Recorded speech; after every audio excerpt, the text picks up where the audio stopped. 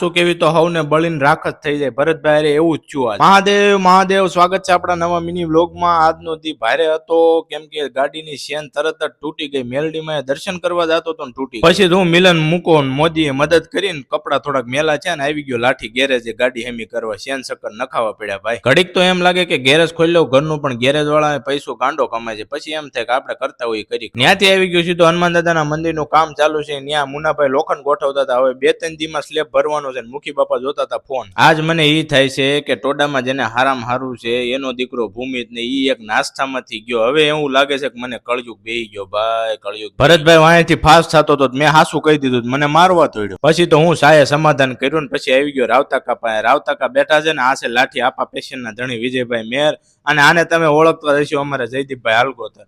બસ આવો ડાયરો ફાકા ફોજદારી ટોડા કરતા હતા બેઠા બેઠા. પછી આજ હતો રવિવાર એટલે આવી ગયો ખારામાં વેરાન વગડામાં અમારા લાખા આપા હાલગોતર સુરાપુરા દાદા બેઠા છે એના દર્શન કરવા, અને દર્શન કરીને ધન્યતા અનુભવી લીધી. જે કેમ્પેન ચાલુ છે એની બાબતે ઝૂમમાં મીટિંગ હતી, એટલે એ મીટિંગ 1.5 કલાક હાલી. તમે જોઈ શકો છો ભારતના ઘણા બધા મોટા ક્રિએટર એમાં જોઈન થયેલા હતા. ઓનલાઈન બેટિંગમાં પૈસા ગુમાવ્યા બાદ જો તમે હવે થાકી ગયા હોય તો થોડુંક રોકાણ આમાં કરી દો, કેમ કે રોકાણ બહુ જાજુ નથી. 1000-1500 રૂપિયાનું છે, અને તમને ઘરે બેઠા કઈ રીતે પૈસા કમાય એ બધું શીખવાડશું. વસકાની મેં મારી રીતે શીખવાડી દીધું, અને વસકો કે વાંધો નહીં ભાઈ, કાલથી કામ શરૂ કરી દો.